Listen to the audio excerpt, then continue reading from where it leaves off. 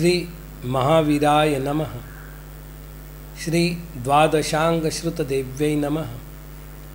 आचार्य श्री आदि सागर महावीर कीर्ति सन्मति सागर गुरुभ्यो नमो नमः। प्रिय धर्मात्मन,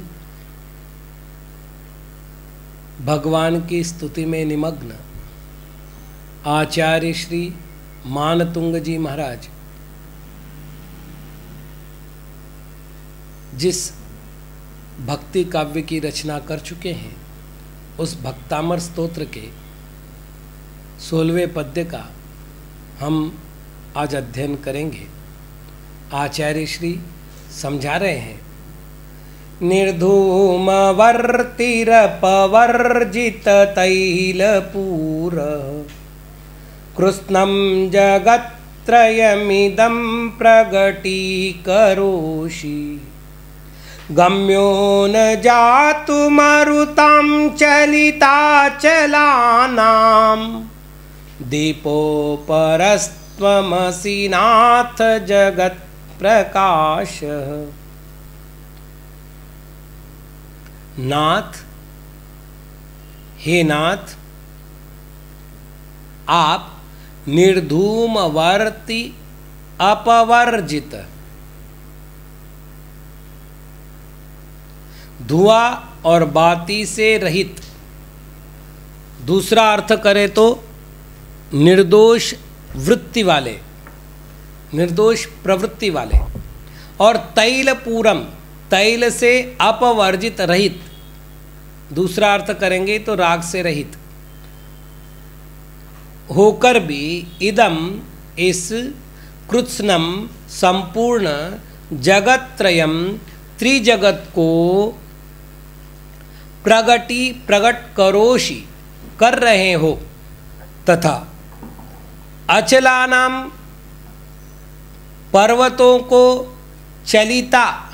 चलित करने वाली, मरुताम, वायु के द्वारा भी, जातु, कभी, गम्यम, गम्य नहीं हो, अर्थात वायु उसे बुझा नहीं सकती। इस प्रकार त्वम, आप, जगत प्रकाशः, जगत को प्रकाशित करने वाले, अपरः, अपूर्व, श्रेष्ठ, दीपः, दीपक असि हो। टीकाकार कहते हैं, भो नाथ, हे नाथ, त्वं जगन्मंडले अपूर्व अपर कश्चन दीपः, आप जगत मंडल में अपूर्व श्रेष्ठ दीपक असि वर्तसे, असि हो। कुतो है तो, किस कारण से, यत् इदम कृष्णम जगत्त्रयम युगपत् प्रगटीकरोषि उद्योतयसीत्यर्थः,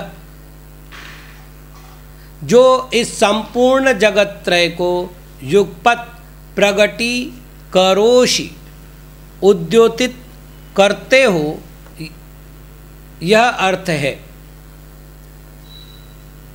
कथम भूतस्तव लक्षणो दीपः, कैसा है आपका लक्षण रूप दीपक। धूमश्च वर्तिश्च धूमवर्ती, धूमवर्तिभ्याम निष्क्रांतो निर्धूमवर्ती, धूम और वर्ती धूमवर्ती है, उस धूम और वर्ती से रहित अर्थात निर्धूमवर्ती है। पुनः कथम भूतः, और कैसा है, अपवर्जितो निराकृतस्तैलपूरो येन सह, अपवर्जितः, तेल से भरा हुआ नहीं है।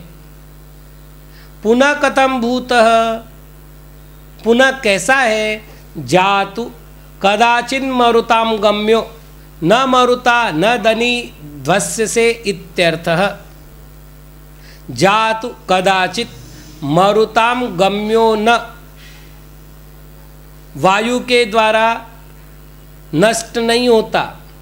कथम भूतानाम मरुताम, किस प्रकार की वायु के द्वारा, चलिता, चलित किए जाते हैं।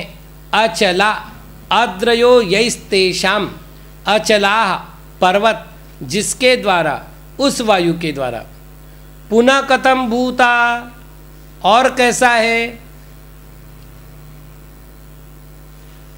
जगति त्रिभुवने प्रकाशो यस्य स दीपः सधूमवर्ती पुनर्युक्त तैलपूरः। वह धूम जगति त्रिभुवन में जिसका प्रकाश है, ऐसा वह दीप है। वह धूम और बाती से युक्त और तेल से भरा हुआ है। पुनः कथम भूतः, और कैसा है? एकम ग्रहम प्रगटीकरोति, एक घर को प्रकाशित करता है। स मरुताम वायुनाम गम्य, वह वायु के द्वारा गम्य है। और सतु ग्रह प्रकाशक कह, वह ग्रह प्रकाशक है।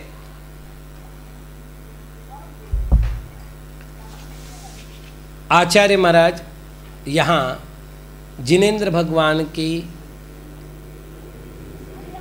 अपूर्व प्रकाशकता का उद्योतन कर रहे हैं। संसार में प्रकाशक वस्तुओं में ज्योतिषी देवों को अत्यंत ज्योतिर्मान माना जाता है। ऐसा होते हुए भी जब भी आदरणीय ज्योति की चर्चा होती है, तब दीपक को उदाहरण के रूप में प्रस्तुत किया जाता है। जिन पूजन के लिए जिन प्रतीक द्रव्यों की आवश्यकता को स्वीकार किया गया है, उनमें दीपक भी एक है।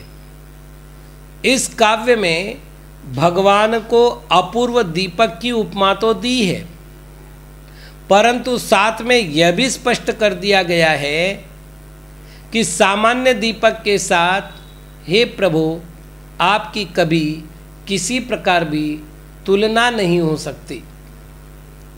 सामान्य दीपक की अपेक्षा जिनेंद्र भगवान रूपी दीपक में 5 प्रकार की अपूर्वता है, ऐसा इस पद्य में कहा गया है। दोनों दीपकों में पहला अंतर यह है कि सामान्य दीपक तेल से भरा हुआ होता है, परंतु जिनेंद्र भगवान रूपी दीपक तेल से रहित होता है। इस प्रकरण में सामान्य दीपक में जो तेल शब्द का प्रयोग हुआ है, वह तेल क्या है ये सबको पता है, क्योंकि भोजन के जो षट्रस स्वीकार किए गए हैं उसमें एक रस तेल रस स्वीकार किया गया है। धान्य अथवा कड़धान्य, इसका जो सार निकाला जाता है वह तेल के रूप में निकलता है। तेल स्निग्धता का प्रतीक है। आध्यात्मिक ग्रंथों में स्निग्धता शब्द से राग यह अर्थ किया है। मुख्य रूप से पंचास्तिकाय की यदि चर्चा करें तो आचार्य जयसेन महाराज लिखते हैं, स्निग्ध रुक्षत्वात् बंधः, स्निग्ध और रुक्ष गुण से बंध होता है। फिर आगे चल कर के वो कहते हैं कि यह स्निग्ध स्थान पर जीव के पक्ष में राग और रुक्ष के स्थान पर जीव के पक्ष में द्वेष को लेना चाहिए और उनके कारण से जीव बंधन को प्राप्त होता है, ऐसा अर्थ करना चाहिए। तो स्निग्ध शब्द का अर्थ राग भी होता है। अपूर्व दीपक तेल से रहित है, अर्थात राग भाव से रहित है। अब राग जो है वो समस्त विकारों का उपलक्षण है। चारित्र मोहनीय कर्म के कारण से जितने भी विकार उत्पन्न होते हैं, जितनी भी विकृतियां उत्पन्न होती है, उन विकृतियों को उपलक्षण न्याय से राग शब्द के द्वारा ग्रहण किया जाता है। तो तात्पर्य यह है कि भगवान रागादि समस्त परभावों से सर्वथा शून्य होते हैं। दोनों दीपकों में दूसरा अंतर है कि सामान्य दीपक को जलने के लिए बाती के सहयोग की अपेक्षा होती है और अपूर्व दीपक को बाती के सहयोग की अपेक्षा नहीं होती। बाती शब्द जब प्रयोग में आता है तो सामान्य दीपक में कपास की बाती का प्रयोग होता है, जिसे वर्तिका भी कहते हैं, बाती भी कहते हैं। किंतु अपूर्व दीपक में बाती शब्द से मिथ्यात्व का ग्रहण किया जाना चाहिए। क्यों? क्योंकि संसार को निरंतर वृद्धिगत करने का कार्य मिथ्यात्व के द्वारा किया जाता है। तो भगवान ने मोहनीय कर्म का अत्यंताभाव किया है, अतः उनके पास मिथ्यात्व रूपी बाती नहीं है और इसके बाद भी उनका दीपक जल रहा है, ऐसा इसका अर्थ निकलता है। दोनों दीपकों में तीसरा अंतर है कि सामान्य दीपक धुएं से संपन्न होता है और अपूर्व दीपक धुएं से रहित होता है। यहाँ जो धुआं शब्द है ये दीपक से निकलने वाला कज्जल और काले अर्थ में है। तो धुआं जब भी होगा वो कालिमा के अर्थ में प्रयोग में आएगा। एक कवि ने लिखा है कि मनुष्य जिस प्रकार का भोजन करता है उसी प्रकार से वो बाहर निकालता है। जैसे अंधकार को भक्षण करने वाला दीपक कालिमा को ही उगलता है,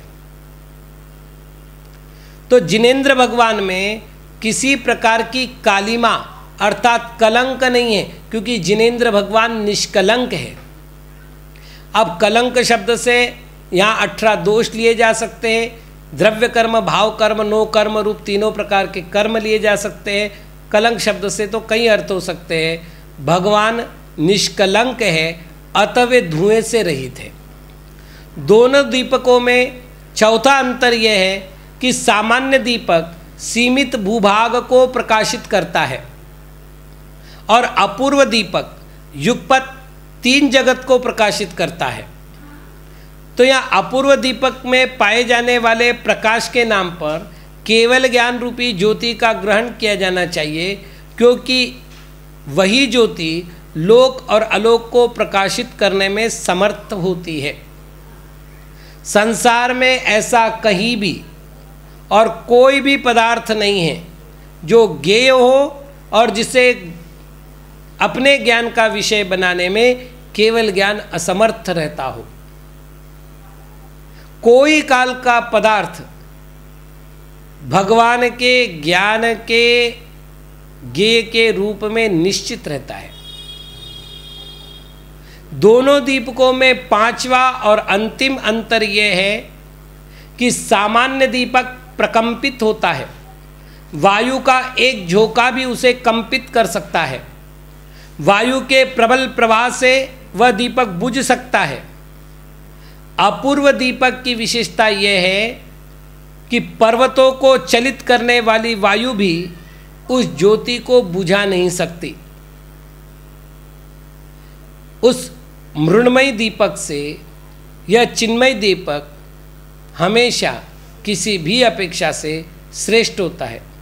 साहित्य में उपमालंकार के प्रयोग करने की रीति नीति है, उसके अभाव में साहित्य की रचना नहीं हो सकती। संसार में भगवान की समानता को धारण करने वाला कोई भी उपमान नहीं है, फिर भी जगतवर्ती जीवों को समझाने के लिए उपमान का प्रयोग करना आवश्यक हो जाता है। यह जानते हुए आचार्य महाराज ने यहाँ दीपक के साथ भगवान की तुलना की है। तो तात्पर्य यह हुआ है कि सामान्य दीपक में और जिनेंद्र दीपक में 5 प्रकार के अंतर है, और भी हो सकते हैं। इस पद्य में 5 प्रकार के अंतर दिए गए हैं, और उनकी अपेक्षा जब विचार करते हैं तो फिर अपरः दीपः ये शब्द जिनेंद्र रूपी दीपक के लिए कहने ही होते हैं। ऐसा कहते हुए आचार्य महाराज ने इस पद्य का उपसंहार किया है। आज मात्र इतना ही। ओम नमः।